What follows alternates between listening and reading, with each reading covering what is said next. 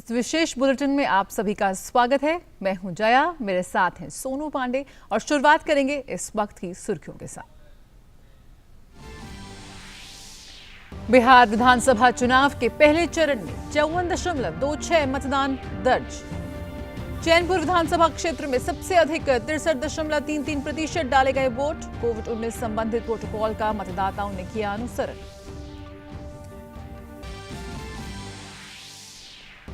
बिहार में दूसरे चरण के लिए चुनावी प्रचार ने पकड़ी रफ्तार।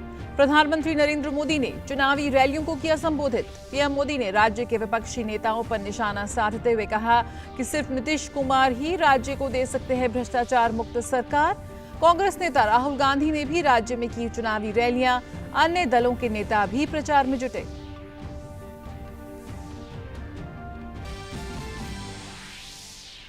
प्रधानमंत्री नरेंद्र मोदी लौह पुरुष सरदार पटेल की जयंती के अवसर पर 31 अक्टूबर को गुजरात के केवड़िया में एकता दिवस समारोह में लेंगे हिस्सा। साथ ही 30 और 31 अक्टूबर को केवड़िया के विकास के लिए विभिन्न परियोजनाओं का भी करेंगे उद्घाटन।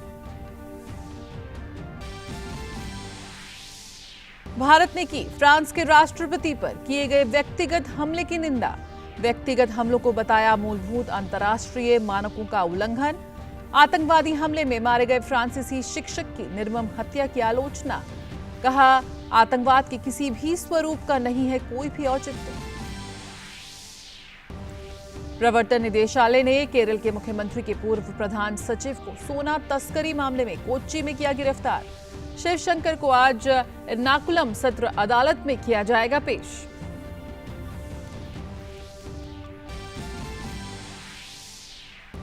आईसीएमआर अध्ययन में आया सामने, बीसीजी टीकाकरण से बुजुर्गों में बढ़ती है सहज और अनुकूल प्रतिरोधक क्षमता। कोविड-19 के खिलाफ लड़ाई में हो सकता है फायदेमंद साबित। अध्ययन से पता चला वैक्सीन से बुजुर्गों के मेमोरी सेल प्रतिक्रियाओं और एंटीबॉडी प्रतिरोधक क्षमता में होता है इजाफा। और फ्रांस के राष्ट्रपति ने की कोविड-19 की दूसरी लहर में बढ़ते संक्रमण मामलों को नियंत्रित करने के लिए शुक्रवार से राष्ट्रीय लॉकडाउन की घोषणा। कहा, आवश्यक सामान और चिकित्सा से संबंधी सामानों की खरीदारी के लिए ही लोगों को घरों से बाहर जाने की होगी अनुमति।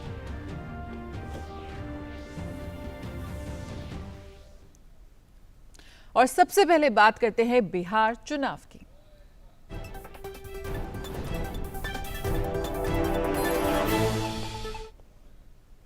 बिहार विधानसभा चुनाव के पहले चरण में 54.26% मतदान दर्ज हुआ है। चैनपुर विधानसभा क्षेत्र में सबसे अधिक 63.33% वोट डाले गए। जिन 71 सीटों पर मतदान संपन्न हुआ, वहां 31,000 से अधिक मतदान केंद्र बनाए गए थे और 2 करोड़ 14 लाख से भी अधिक मतदाता थे। पहले चरण में राज्य की मगध इलाके की 53 और अंग इलाके की 18 सीटों पर वोट डाले गए। कोरोना महामारी के दौरान देश में ये पहला विधानसभा चुनाव है।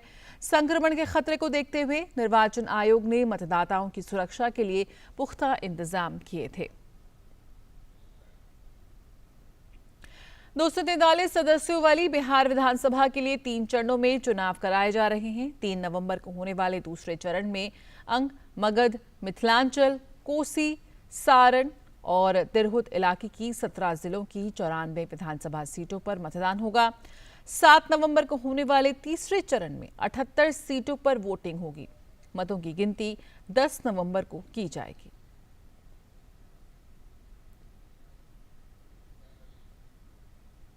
इस बीच दूसरे चरण के चुनाव के लिए प्रचार तेज हो गया है। विधानसभा चुनाव में एनडीए की ओर से प्रचार की कमान प्रधानमंत्री नरेंद्र मोदी ने खुद संभाली। प्रधानमंत्री ने कल मिथिलांचल के दरभंगा, तिरहुत के मुजफ्फरपुर और मगध की पटना में चुनावी रैलियों के जरिए हुंकार भरी। अपने संबोधन में प्रधानमंत्री मोदी ने राज्य में विपक्षी गठबंधन के नेताओं पर इशारों में ही जमकर हमले किए।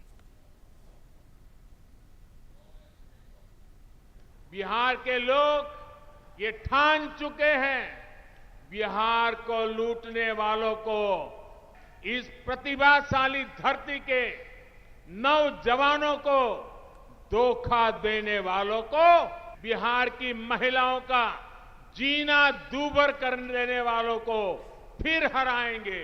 जिन लोगों की ट्रेनिंग समाज को बांटकर राज करने की हो, कमीशन खोरी की हो, वो बिहार के हित में कभी सोच नहीं सकते। ये वो लोग हैं जिनके राज में बिहार में अपराध इतना फला फूला कि लोगों का जीना मुश्किल हो गया था। पहले जो सरकार में थे उनका मंत्र रहा है, पैसा हजम, परियोजना खत्म। और बिहार में दूसरे चरण के इलाकों में राजनीतिक दलों ने चुनाव प्रचार तेज कर दिया है। महागठबंधन की ओर से राहुल गांधी ने राज्य के कई जगहों पर चुनावी रैलियों के जरिए प्रचार की अगुवाई की। राहुल गांधी ने पश्चिमी चंपारण में चुनावी सभा को संबोधित करते हुए बिहार में चीनी मिलों को लेकर सत्ता पक्ष के वादों की मतदाताओं को याद दिलाई। कांग्रेस सांसद राहुल गांधी ने हाल ही में संसद की ओर से पारित किए गए कृषि कानूनों को लेकर भी केंद्र सरकार पर हमला किया। इन कानूनों को भारत के किसानों पर आक्रमण बताते हुए उन्होंने आरोप लगाया कि इसके जरिए मंडी सिस्टम और एमएसपी प्रणाली को खत्म किया जा रहा है। इस बीच राजद नेता तेजस्वी यादव ने दावा किया कि इस बार बिहार में हो रहा चुनाव सत्ता बनाम जनता की लड़ाई है। उन्होंने दावा किया कि जनता राज्य में सत्ताधारी गठबंधन से नाराज है और महागठबंधन को अपना आशीर्वाद देगी।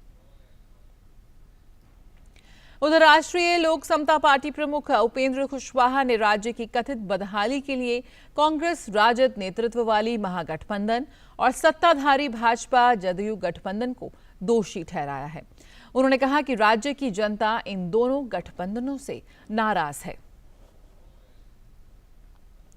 महागठबंधन में शामिल आरजेडी, कांग्रेस और वाम दलों के साथ साथ लोक जनशक्ति पार्टी ने मुंगेर में हुई फायरिंग और लाठीचार्ज की घटना को लेकर नीतीश कुमार सरकार पर निशाना साधा है। इस मुद्दे पर एलजेपी अध्यक्ष चिराग पासवान ने मुख्यमंत्री की तुलना जनरल डायर से कर दी है। प्रधानमंत्री नरेंद्र मोदी 31 अक्टूबर को गुजरात के केवड़िया में लौह पुरुष सरदार वल्लभ भाई पटेल की जयंती पर एकता दिवस समारोह में भाग लेंगे। इस मौके पर पीएम स्टैच्यू ऑफ यूनिटी पर श्रद्धांजलि अर्पित करेंगे, साथ ही एकता संकल्प दिलाएंगे।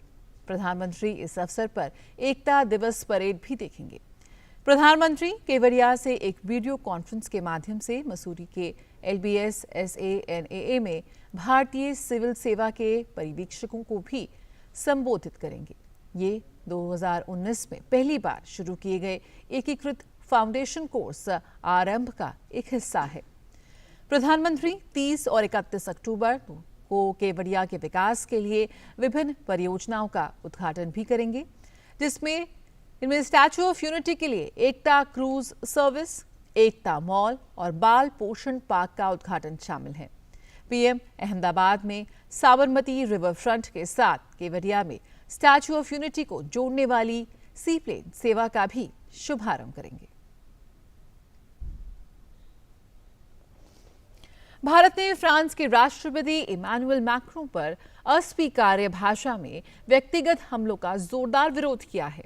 विदेश मंत्रालय ने एक बयान में कहा कि हम राष्ट्रपति इमैनुअल मैक्रों पर अंतर्राष्ट्रीय विमर्श के सबसे बुनियादी मानकों का उल्लंघन करते हुए व्यक्तिगत हमलों को दृढ़ता से अस्वीकार करते हैं। साथ ही विदेश मंत्रालय ने कहा कि हम उस क्रूर आतंकवादी हमले की भी कड़ी निंदा करते हैं जिसने एक फ्रांसीसी शिक्षक का सिर काटकर निर्मम हत्या कर दुनिया को चौंका दिया है। हम उनके परिवार और फ्रांस के लोगों के प्रति संवेदना व्यक्त करते हैं। किसी भी कारण से या किसी भी परिस्थिति में आतंकवाद का कोई औचित्य नहीं है। खबर केरल से, जहां सोना तस्करी के मामले में मुख्यमंत्री पिनरई विजयन के पूर्व प्रधान सचिव एम शिवशंकर को कल कोच्चि में 6 घंटे की पूछताछ के बाद गिरफ्तार कर लिया गया। शिवशंकर को आज एर्नाकुलम सत्र अदालत में पेश किया जाएगा। विपक्षी पार्टियों ने सीएम के इस्तीफे की मांग की है। केंद्रीय मंत्री वी मुरलीधरन ने कहा कि एम शिवशंकर की गिरफ्तारी सीएम और उनके सहयोगियों द्वारा तस्करों और राष्ट्र विरोधी तत्वों को आश्रय देने और उनकी सहायता करने के उनके प्रयासों को उजागर करता है। इस्तीफे की मांग को लेकर बीजेपी राज्य भर में 1 नवंबर से प्रदर्शन की श्रृंखला चलाएगी। विदेश सचिव हर्षवर्धन श्रृंगला आज से 4 नवंबर तक फ्रांस, जर्मनी और ब्रिटेन का दौरा करेंगे। अपनी यात्रा के दौरान विदेश सचिव द्विपक्षीय संबंधों की समीक्षा करेंगे और आपसी हित के मामलों पर चर्चा करेंगे। इसके साथ ही वे अपने समकक्षों और अन्य प्रमुख वार्ताकारों के साथ भारतीय दृष्टिकोण साझा करेंगे। विदेश सचिव इन 3 देशों के व्यवसायियों, शिक्षाविदों, बुद्धिजीवियों और मीडियाकर्मियों से भी बातचीत करेंगे। विदेश सचिव कोरोना महामारी और इसके प्रभावों से निपटने में अंतर्राष्ट्रीय सहयोग पर चर्चा करेंगे। विदेश सचिव की इन देशों की यात्रा भारत की सतत अंतर्राष्ट्रीय भागीदारी और राजनयिक आउटरीच का हिस्सा है। फ्रांस, जर्मनी और यूके भारत के रणनीतिक साझेदार हैं और इनके साथ भारत के करीबी और अच्छे संबंध हैं। इन देशों के साथ द्विपक्षीय संबंध बहुआयामी हैं और तेजी से विकसित हुए हैं। भारत में कोरोना की स्थिति की बात करें तो मामलों में दिनों दिन गिरावट देखी जा रही है। देश में पॉजिटिविटी दर 7.64% है। कुल पॉजिटिव एक्टिव केस 6,10,000 से अधिक है। देश में कोरोना वायरस महामारी से संक्रमित लोगों में से अब तक 72,59,509 मरीज स्वस्थ हो चुके हैं, जिसके बाद देश में रिकवरी रेट बढ़कर 90.85% हो गया है। भारत में कोरोना की मृत्यु दर प्रति 10 लाख पर 87 है, जबकि वैश्विक औसत 148 है। देश में कोविड से मृत्यु दर घटकर 1.50% रह गई है। पिछले 24 घंटों में 58,439 कोरोना मरीज ठीक हुए हैं। इस दौरान 508 लोगों की मृत्यु हुई है, जिनमें 79% लोग 10 राज्यों से हैं। इसमें महाराष्ट्र में सबसे ज्यादा मौतें हुई हैं। इस बीच कोविड टेस्टिंग के मामले में भी स्थिति लगातार बेहतर हो रही है। भारतीय चिकित्सा अनुसंधान परिषद के अनुसार 27 अक्टूबर तक कोरोना वायरस के लिए कुल 10,54,87,680 सैंपल टेस्ट किए गए, जिनमें से 10,66,786 सैंपल मंगलवार को टेस्ट किए गए। आईसीएमआर के अध्ययन में पाया गया है कि बीसीजी टीकाकरण बुजुर्गों में बढ़ी हुई सहज और अनुकूल प्रतिरोधक क्षमता को प्रेरित करता है, जो कोरोना वायरस के खिलाफ फायदेमंद साबित हो सकता है।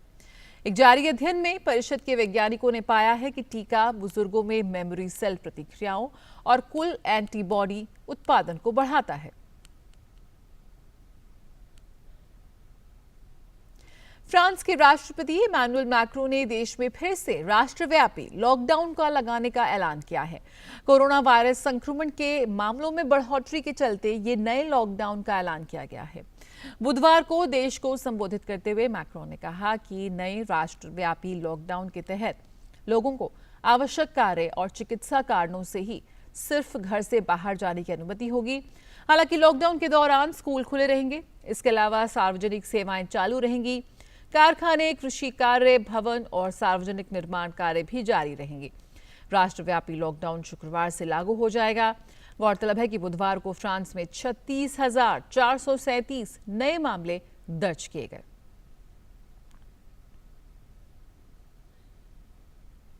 तो भारत में कोरोना की स्थिति बेहतर है और इसका कारण यही है कि आप लापरवाही ना बरतें, 2 गज दूरी बनाए रखें और मास्क अच्छे से पहने रखें। इसी के साथ मुझे और सोनू को दीजिए इजाजत। नमस्कार।